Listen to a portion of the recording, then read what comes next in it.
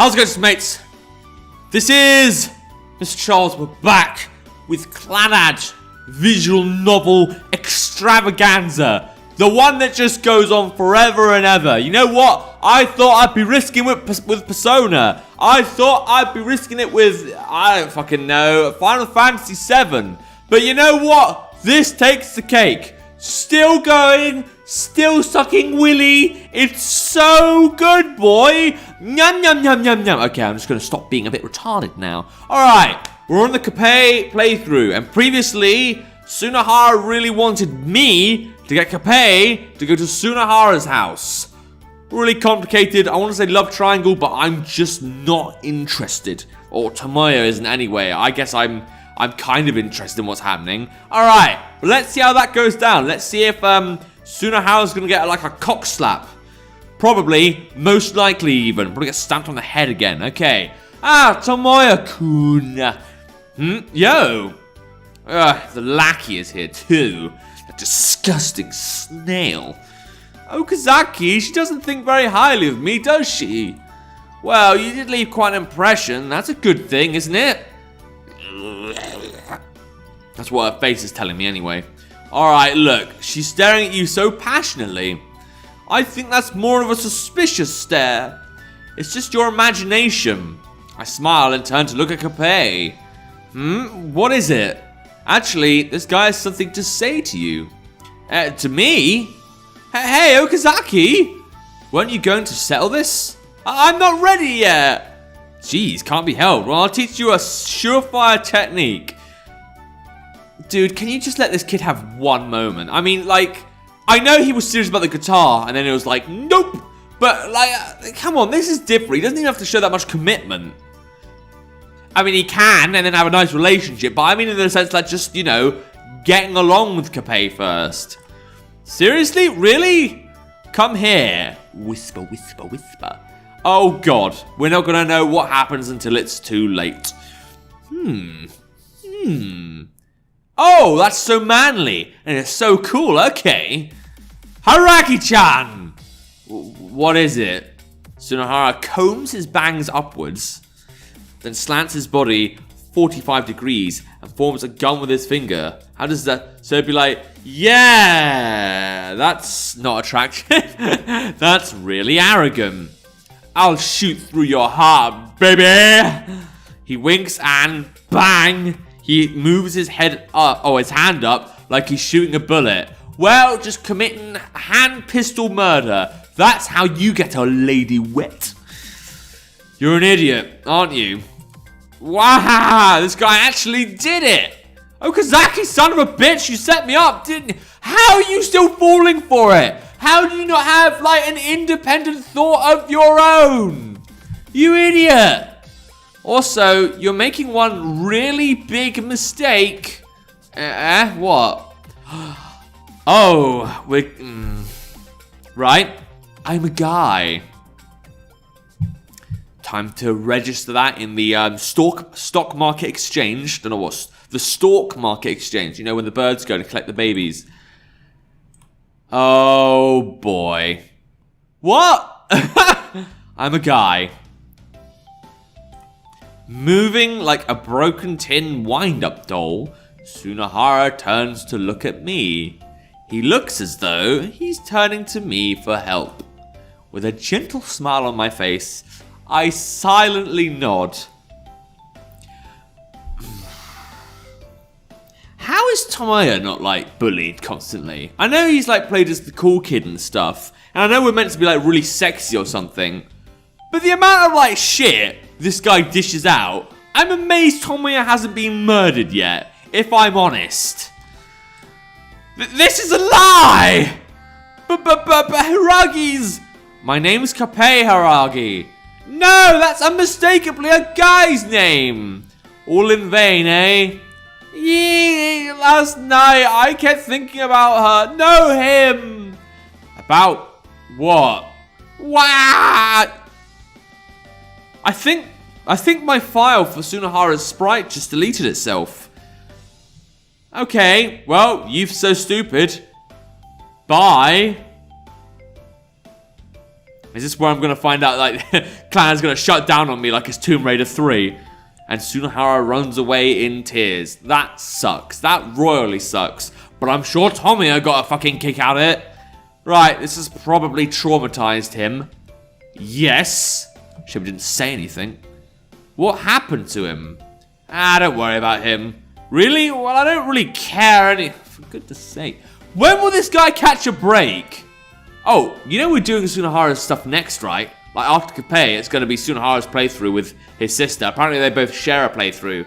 So that's going to be fun. Maybe we'll actually get him a girlfriend. Sunahara, even if this guy was a girl, you'd be making a mistake falling for her. Oh, that's right, Tomoya-kun. There's something I want to tell you. Something you want to tell me? Yeah, once upon a time there was a grandpa and a grandma. Look, you literally just broke my friend's heart. And again, I know Tomoya doesn't care. I kind of have learnt to care. And I seem to be the only one. I don't want to talk about some old people. You're an asshole. I hope you end up homeless. Is this some sort of story? It's a famous one. One day, the grandpa caught a mischievous raccoon dog. What's this? Kachikachiyama? I'm guessing it's just a story about a raccoon dog. Yeah, so the grandpa tied and hung the raccoon dog up with a rope so that he could later cook it in a pot. Well, that's nice. That's pleasant. Reminds me of Sunahara and his entire life. Okay. He then left the house to collect other ingredients. Only the grandma and the raccoon dog remained in the home. Or house. Sorry, I registered home for some reason. The raccoon dog said to the grandma, I won't be bad anymore, so please let me go. The grandma, feeling sorry for the raccoon dog, untied it. Wait, this is exactly the folktale Kachikachiyama. Once the raccoon dog was freed, it grabbed a wooden stick, laying around and struck the grandma with all its strength on the head with it. Well, that seems like a pleasant thing to do to someone. All its strength? Crack! Her skull cracked and blood scattered all over the floor. Interesting use of wording. Blood scattered. Doesn't sound normal, but maybe that's because I'm British or something, I don't know. The grandma died before she could make a sound. Hey! Even so, the raccoon dog kept beating her. Whack, whack, whack. This is really a nice kind of PG-13. Hey, Kappei. As the floor and the wooden stick stained red, the raccoon dog started to grin with satisfaction. Oh dear. Oh no. It's like a Japanese EastEnders drama. Then it put the grandma into the boiling pot, sitting above the hearth. Kappei! Did I do it again? You mean telling a gory folktale? Yeah. Did she do it already? I kind of can't remember, to be honest, because like... Well, I think I remember a folktale, but I don't think it was that bad. Like, that level of, why? I was trying to tell a normal story. His normal is quite abnormal. As I was telling that story, the children started crying. Why am I not surprised? With Mrjacharles, it went just fine until halfway through. But when we got to that crucial part where they exterminate the demons, the kids started crying. Oh dear. Mrjacharles brandished his katana and started attacking the demons with his 3 animal companions. Yeah, definitely stuff I'd give to my child to read. Swoosh slash slice. The dog bit onto the demon's knee and waved its tail as it chewed into the demon's muscles. The monkey kept slashing the demon's claws over and over and smiled as blood gushed out, soaked its body. You must have been fired for this. This clearly doesn't seem like a good way to raise your child. Just saying. The pheasant pecked the demon's eyes and joyfully spread its wings when it felt its eyeballs crushing beneath its beak. Finally, Mrjacharles' katana slashed through the demon's stiff muscles, crushing its bones as its blood and grease blended together. Bloodstained, the boy and the 3 animals grinned and spotted another demon. Next, the boy yelled, and they dashed. Chop. Ow. Calm down. Was there a problem? The biggest problem is that you don't think there's a problem. I wonder why. Isn't it nice to tell some hot-blooded folktales? I mean, to the right audience, technically. That isn't hot-blooded. More like, of course, you would get fired for telling kids those kind of stories. And is that how are we going to see? Oh, well, he's already got the face I'd expect him to pull. Or she. It's my first time getting fired in under an hour. That depresses even me. I'm the one who's feeling depressed hearing your story. I hate kids. I bet kids hate you too. But what should I do? My wallet is starting to be in serious trouble. Well, you keep getting fired from your jobs, of course it would. Guess I'll sleep on a bench at the station tonight too. On a bench? Well, I need to head over there now to get a spot. Oh dear. Capet smiles at me and begins to walk away. Seems like it's the right thing to do. Hey, Capet? Where are you staying now? When I have money, I do find myself an actual place to stay. What about when you don't? Here and there? Such as? Here and there. Like the benches at the station. Hearing me say that, he turns away. Oh dear. Seriously? Well, I can't help it. Right. I think this is the last decision we need to make Capet happy with life. So, I've got to actually give this asshole, well, I suppose Capet's not a bad person. And I'm okay with the story because it's a nice break from, trying to find something to have a relationship with. Having said that, it does seem a bit formulaic. Guy tries to find job and then doesn't really work out. Alright, find him a place to stay. Let's see if we can contribute to this person's life. Should I help you find a place to stay? Even though it's spring, it's still pretty cold out at night. No matter what, it's just not good for your health to camp outside. This is so against Tomoyo's character. I want to say that now. Like, I know he can be nice sometimes, and in his own strange way, when you choose the right decision, he can be like, hey, let me help you. But I have to actually tell him to do that, which makes this feel so unrealistic for me, so non-engaging. Alright, but it's not good for your health to camp outside, apparently. I'm a doctor now, I know things. Alright, but I don't have that much money on me. That's fine, you don't need to worry about money there. Really? Yeah. Okay, cool. Now I think I hear we take him back to ours? Or, wait, are we gonna get him to, live at Sunahara's after the shit we just put Sunahara through? It'd be nice, but I don't really think it's gonna happen. Alright, tap, tap, tap. Hey, Tomoyo-kun, is it really okay for us to come in here without permission? Yeah, it's fine. More like, what is this place? A place to stay. It looks like some sort of dorm to me, though. You can say that. Okay, here we are. Oh dear, clatter. Whoa, what a mess. That doesn't stop you from sleeping, though. Yeah, I guess I won't catch a cold in here. Oh, here he is. Ha! On the bed, there is a blanket with a lump. Yep, that's a better way of describing him than a friend. Inside it, Sunahara is hugging a pillow and curled up. It kind of seems like he's been sobbing all over the pillow. Oh no. Oh dear. Don't tell me that this room is... Yep. Not answering the question yet. Want to make sure that, we really think about this decision. Hey, wake up. Whack.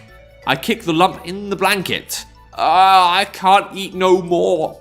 The hell are you babbling in your sleep? Wake up. Whack. Whack.